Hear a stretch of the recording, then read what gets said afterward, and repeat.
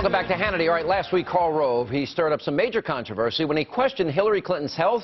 Now, immediately following his remarks, the left, in typical fashion, they began slamming him. Well, my next guest, former vice presidential nominee Sarah Palin, recently took to Facebook to expose the double standard when it comes to Democrats protecting potential candidates and presidential candidates in particular.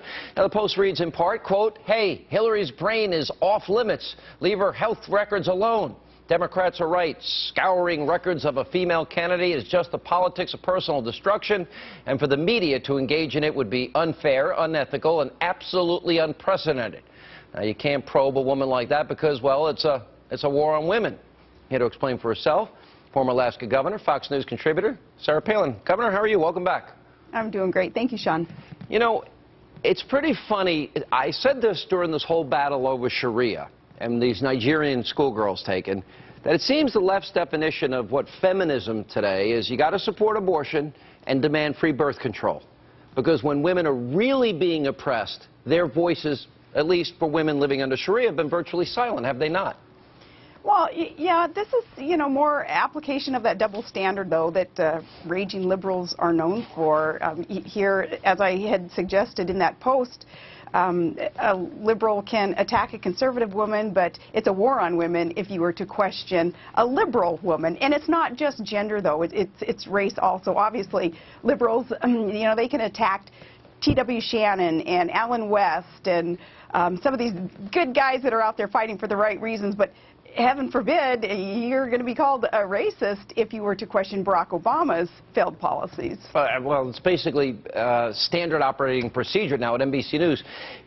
I still, to this day, I don't get the controversy about Mitt Romney having resumes, quote, binders on women.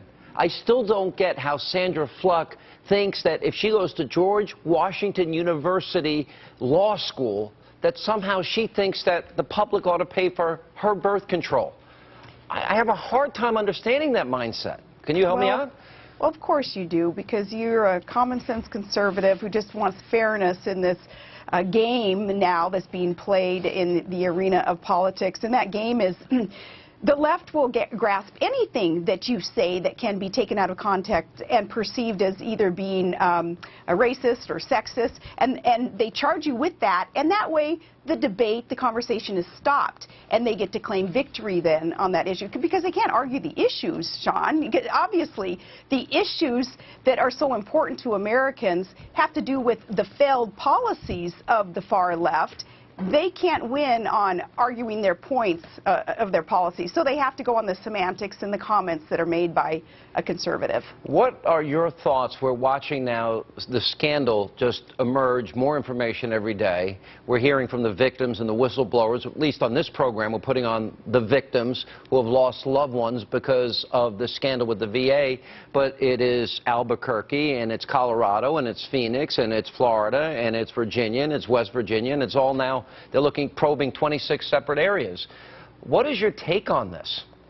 Well, the problem starts at the top, and when you have a commander-in-chief who has not been engaged and was told 6 years ago about the problems at the VA and has just poo-pooed the problems, he has just been engaging in rhetoric about problems of those under his charge, our troops.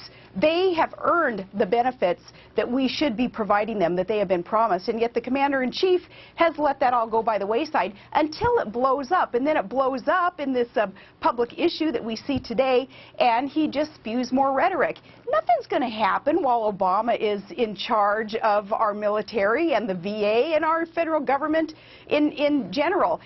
Government's going to continue to grow under Barack Obama, and this big, ineffective, inefficient government that he has grown will just create and perpetuate the problem. Why do you think the president does not hold people accountable? Eric Holder lies to Congress. You got obviously the worst rollout of a website with more lead time and more money spent in the history of mankind with Kathleen Sebelius. She didn't get fired. Now Shinseki's not going to get fired.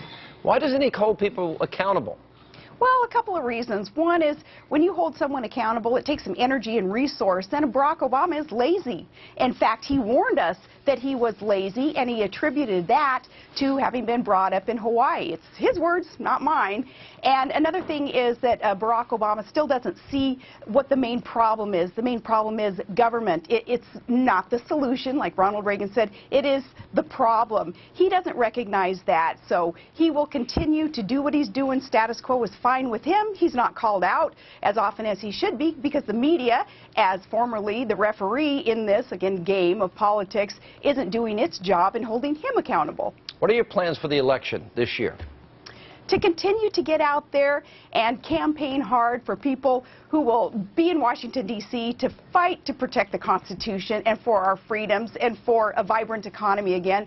It's to undo everything that Barack Obama and his party, the Democrats, have done to this country to put us in the boat that we're in. I'll continue to campaign hard for people, maybe people who most of their voters have not even heard of, and kind of help put them on the map. When they have the good ideas and the passion and the ability to help lead this country, I'll help put them on the map.